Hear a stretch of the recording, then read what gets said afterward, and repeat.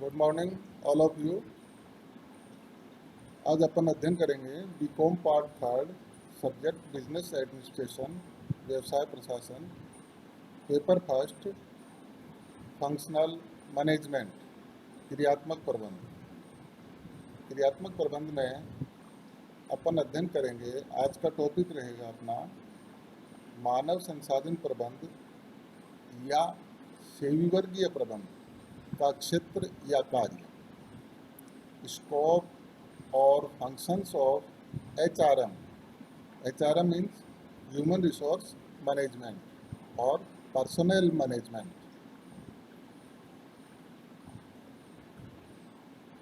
Human resource management या personal management का क्षेत्र या कार्य को दो भागों में डिवाइड किया था अपन ने पिछले वीडियो में। इसमें फर्स्ट था प्राथमिक या प्रबंधकीय कार्य, प्राइमरी, और मैनेजरियल फंक्शंस।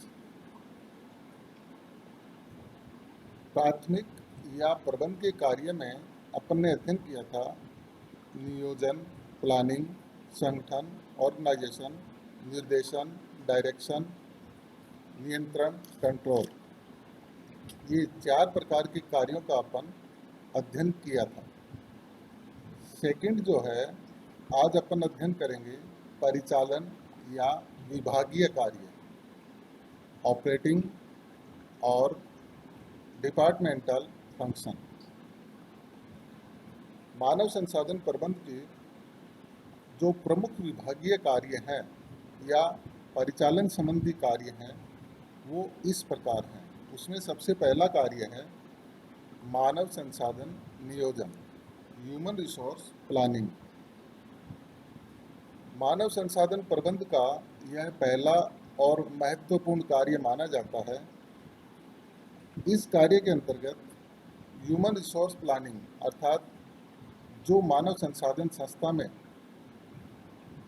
अपने को चाहिए उनके लिए नियोजन करना होता है, प्लानिंग उनके लिए करनी होती है। इसके अंतर्गत ह्यूमन रिसोर्स डिपार्टमेंट निम्नलिखित महत्वपूर्ण कार्य करता है। ह्यूमन रिसोर्स प्लानिंग में पहला, संस्था के लिए कर्मचारियों की आवश्यकताओं का पूर्वानुमान करना, अर्थात human resource department human resource planning में सबसे पहला जो कार्य करता है वह यह है कि संस्था के लिए कितने कर्मचारियों की आवश्यकता होगी, इसके लिए फोरकास्टिंग करता है कि भविष्य में अपने को कितने कर्मचारी आवश्यक होंगे, किस योग्यता वाले होंगे, किस प्रकार के कर्मचारियों की आवश्यकता होगी, इसका पूर्वानुमान करते हैं, फोरकास्टिंग करते हैं। फिर इसके बाद यह डिपार्टमेंट इस बात का पूर्वानुमान करता है कि कब, कितने तथा किन योग्यताओं वाले व्यक्तियों की आवश्यकता होगी। यह डिपार्टमेंट इस बात का भी पता लगाता है कि कब, कितने और किन योग्यताओं वाले व्यक्तियों की नियुक्ति करनी पड़ेगी। आवश्यक कर्मचारियों की भर्ती, नियुक्ति, पदोन्नति, स्थानांतरण के कार्यक्रम को भी यह विभाग निर्धारित करता है। संक्षेप में अपन यह कह सकते हैं कि मानव संसाधन प्रबंध संस्था के कर्मचारियों की भावी आवश्यकता का नियोजन करता है ताकि संपूर्ण संस्था की सेविवर्गीय आवश्यकताओं की पूर्ति हो सके। तो विभागीय कार्यों में सबसे पहला और महत्वपूर्ण कार्य मानव संसाधन नियोजन। दूसरा कार्य कर्मचारियों की भर्ती, चयन एवं नियुक्ति, रिक्रूटमेंट, सिलेक्शन एंड प्लेसमेंट। जब पहले कार्य में अपने को यह पता लग जाता है कि कितने कर्मचारियों की भविष्य के लिए आवश्यकता होगी, इसके बाद में दूसरा विभागीय कार्य डिपार्टमेंटल फंक्शन माना जाता है कि संस्था में कर्मचारियों की भर्ती, चयन एवं नियुक्ति करनी होती है। यह कार्य बहुत ही महत्वपूर्ण माना जाता है। कुछ लोग कर्मचारियों की भर्ती को नियुक्ति समझ लेते हैं। ऐसा नहीं होता है। भर्ती एवं नियुक्ति दोनों में पर्याप्त अंतर माना जाता है। भर्ती से तात्पर्य उन स्रोतों का पता लगाना है जहां से संस्था के लिए योग्य कर्मचारियों को प्राप्त किया जा सकता है, अर्थात इसके लिए संस्था के द्वारा विज्ञापन दिया जाता है और प्रार्थना पत्र आमंत्रित किया जाता है।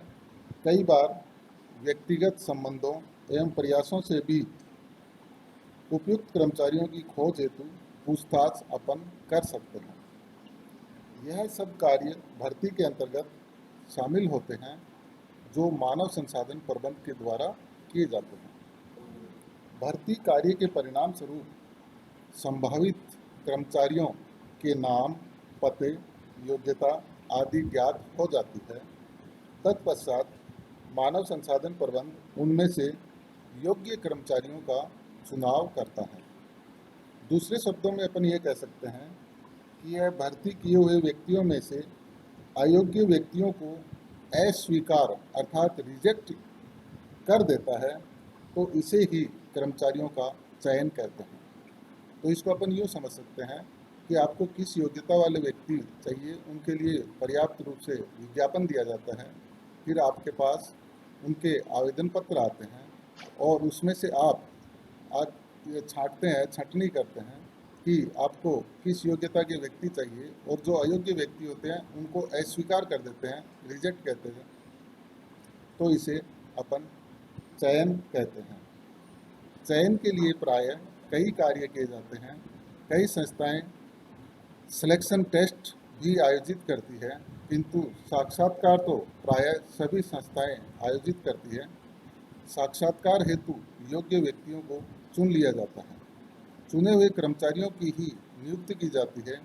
जब तक किसी व्यक्ति को नियुक्त नहीं किया जाता है, तब तक न तो संस्था की आवश्यकता की पूर्ति होती है और न ही किसी व्यक्ति को रोजगार मिलता है। तत्पश्चात उसे कार्य के संबंध में आवश्यक प्रारंभिक प्रशिक्षण दिया जाता है।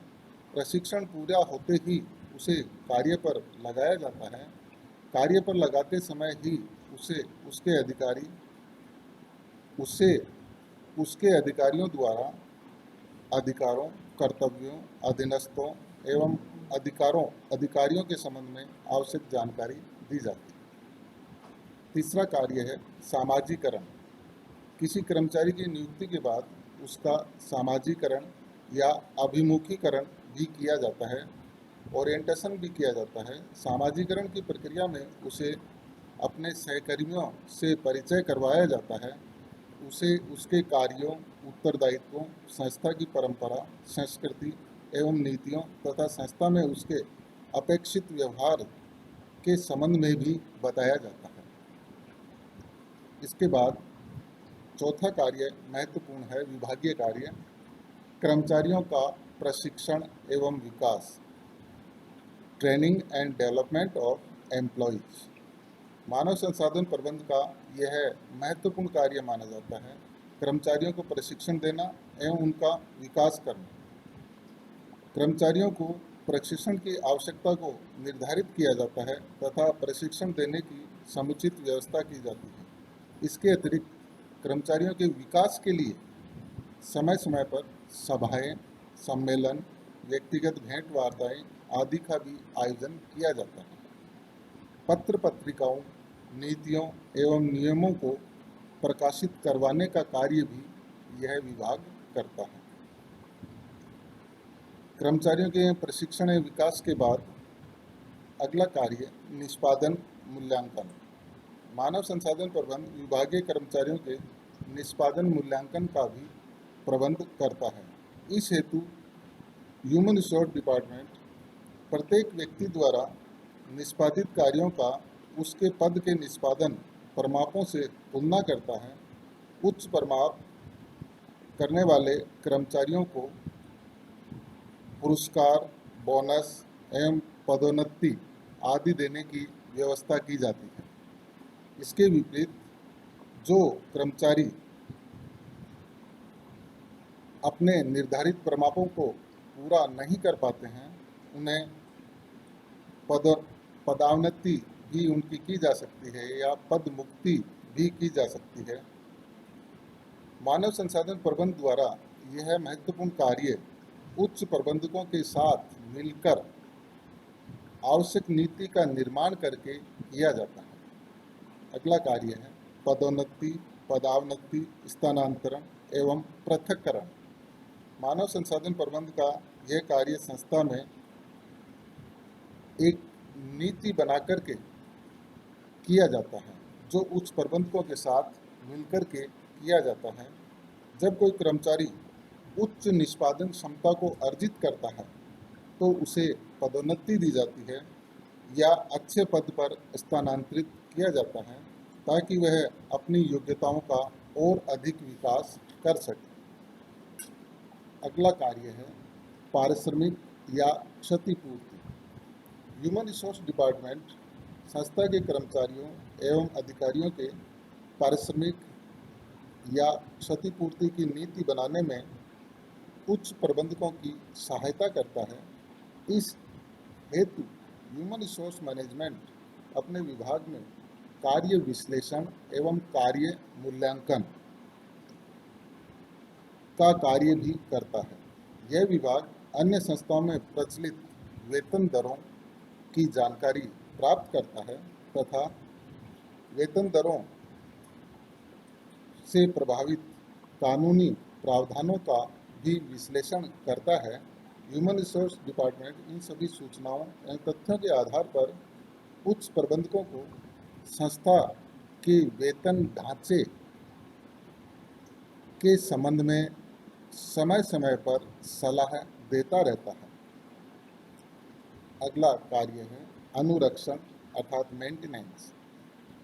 कर्मचारियों को संस्था में निष्ठा एवं कुशलता से दीर्घ काल तक बनाए रखने हेतु ह्यूमन रिसोर्स डिपार्टमेंट अनेक कार्य करता है, जैसे कर्मचारियों के स्वास्थ्य कार्य वातावरण एवं स्वास्थ्य कार्य दशाएं उपलब्ध कराना, यानी कर्मचारी जिस वातावरण में कार्य करता है उससे उसके स्वास्थ्य पर विपरीत प्रभाव तो नहीं पड़ रहा है, उसके लिए पर्याप्त व्यवस्था करता है।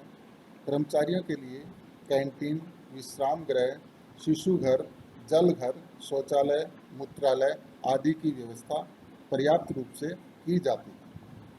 कर्मचारियों को कार्यस्थल पर यंत्रों एवं उपकरणों आदि से सुरक्षा उपलब्ध कराना तथा उनका सामूहिक बीमा करवाना, यह कार्य भी इसके अंतर्गत मेंटेनेंस के अंतर्गत शामिल किया जाता है। इसके अतिरिक्त कर्मचारियों के लिए शिक्षा, मनोरंजन, खेलकूद, परिवहन, आवास, चिकित्सा आदि की व्यवस्था भी की जाती है। अर्थात संक्षेप में अपन ये कह सकते हैं कि मानव संसाधन प्रबंध कर्मचारियों के स्वास्थ्य, कल्याण, सुरक्षा आदि की व्यवस्था करता है। इस हेतु उपयुक्त नीति बनाने के लिए उच्च प्रबंधकों को समुचित रूप से सलाह भी प्रदान करता है। अगला कार्य है डिसिप्लिन, अनुशासन। मानव संसाधन प्रबंध संस्था में अनुशासन व्यवस्था का निर्माण करने तथा उसे बनाए रखने का कार्य भी करता है। इस हेतु वह उच्च प्रबंधकों की सहायता पूर्ण रूप से करता है ताकि संस्था में अनुशासन बना रहे। अगला है श्रम संबंध, लेबर रिलेशन। मानव संसाधन प्रबंध को श्रम संबंधों के निर्माण का कार्य भी करना पड़ता है। आज के युग में विशेष रूप से भारत जैसे विकासशील राष्ट्र में लेबर रिलेशन की समस्या बहुत बड़ी समस्या मानी जाती है। इस हेतु ह्यूमन रिसोर्स मैनेजमेंट अपनी महत्वपूर्ण भूमिका निभाता है। इसके लिए संस्था में श्रम विवादों को हल करने के लिए विभिन्न प्रकार की समितियों की स्थापना की जाती है तथा उनकी सभाएं की जाती है। यह कार्य ह्यूमन रिसोर्स मैनेजमेंट उच्च प्रबंधकों के साथ मिलकर के करता है ताकि संगठन में उत्पन्न होने वाले श्रम विवादों का निपटारा तुरंत किया जा सके तथा संस्था में शांति एवं अच्छे संबंध स्थापित किए जा सके। सेवी वर्गीय शोध अगला कार्य है पर्सोनेल रिसर्च। यद्यपि छोटी तथा मध्यम आकार की संस्थाओं के मानव संसाधन विभाग यह शोध का कार्य नहीं करता है, किंतु बड़ी संस्थाओं में यह कार्य अवश्य करना पड़ता है।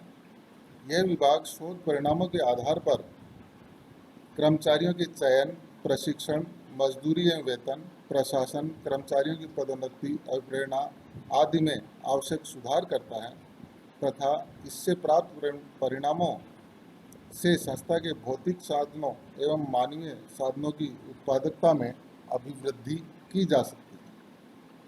अगला कार्य है अभिलेख रखना, रिकॉर्ड कीपिंग। मानव संसाधन प्रबंधन विभाग कर्मचारियों से संबंधित अभिलेखों के निर्माण एवं सुरक्षा का कार्य भी करता है। यह विभाग कर्मचारियों की नियुक्ति, उनकी योग्यताएं, उनकी सेवा की शर्तें, पारिश्रमिक, वेतन वृद्धि, अर्जित किए गए एवं लिए गए अवकाश, संस्था से संबंधित अभिलेख तैयार करता है। यह विभाग आवश्यकता पड़ने पर इन अभिलेखों को उच्च प्रबंधकों को भी उपलब्ध कराता है। और लास्ट कार्य इसका है जनसंपर्क, पब्लिक रिलेशन। यह विभाग का अंतिम किंतु बहुत ही महत्वपूर्ण कार्य माना जाता है जनसंपर्क का कार्य, पब्लिक रिलेशन का कार्य।